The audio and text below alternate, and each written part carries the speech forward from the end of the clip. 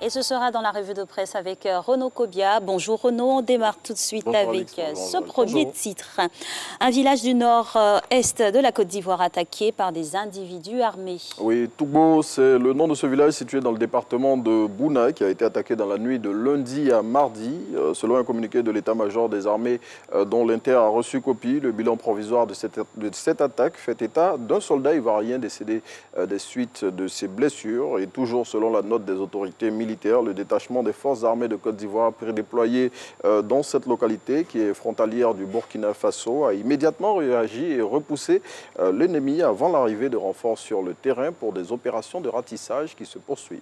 Et on continue de parler de sécurité avec l'Académie internationale de la lutte contre le terrorisme qui sera inaugurée bien sûr demain. Oui, cet établissement qui va servir à mieux outiller les pays de la sous-région et voire ceux du continent dans la lutte contre le terrorisme est situé dans la commune de Jacquesville, fruit de la coopération entre la Côte d'Ivoire et la France. Il sera inauguré en présence du Premier ministre Patrick Achi qui aura à ses côtés pour l'occasion le ministre français de l'Europe et des Affaires étrangères Jean-Yves Le Drian, selon Le Patriote.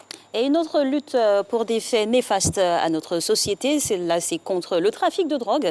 Les douanes ivoiriennes réalisent une grosse prise. Oui, elles ont saisi plus d'une tonne de cannabis sur l'autoroute Abidjan-Bassam dans un véhicule bâché qui transportait du manioc.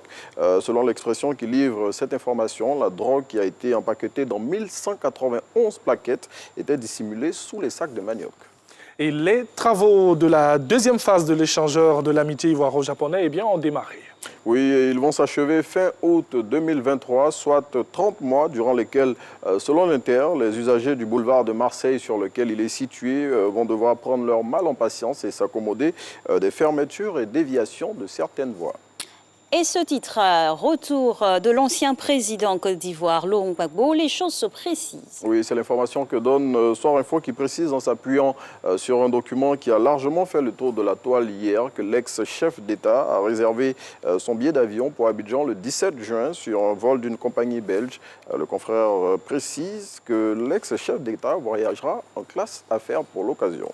Et parlons à présent du PDCI, nous dit-on, qui est à la croisée des chemins. Oui, c'est la question que pose à sa une le nouveau réveil pour le confrère, le retour imminent au pays de Laurent Gbagbo, la main tendue du président Alassane Ouattara ainsi que le bouillonnement interne actuel au sein du parti se présentent comme une équation à plusieurs inconnus qui impose de prendre des décisions et faire des choix courageux entre revenir au RHDP ou consolider son alliance avec le FPI pro-Gbagbo. Eh bien, selon le nouveau réveil, dans cette perspective, toute la Côte d'Ivoire a les yeux rivés sur le parti d'Henri Konan Bédié. Et justement, on reste avec ce parti-là où a eu lieu la semaine dernière une agression contre des journalistes au siège même.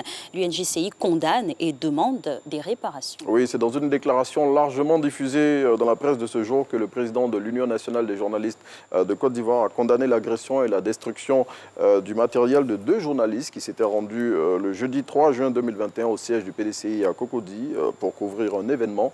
Et dans ce document, Jean-Claude Koulibaly a invité la direction du PDCI à se désolidariser de cet acte qui constitue une grave atteinte à la liberté de la presse et à remplacer le matériel de reportage des journalistes qui a été endommagé.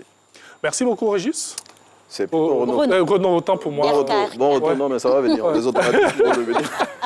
Mais bizarrement, je vais très souvent à Renaud, Régis, R, bon... C'est FRK, R au carré. Non, oui. mais ça va revenir. En tout cas, merci beaucoup. Merci. Oui, dans tous les cas, vous faites l'actualité.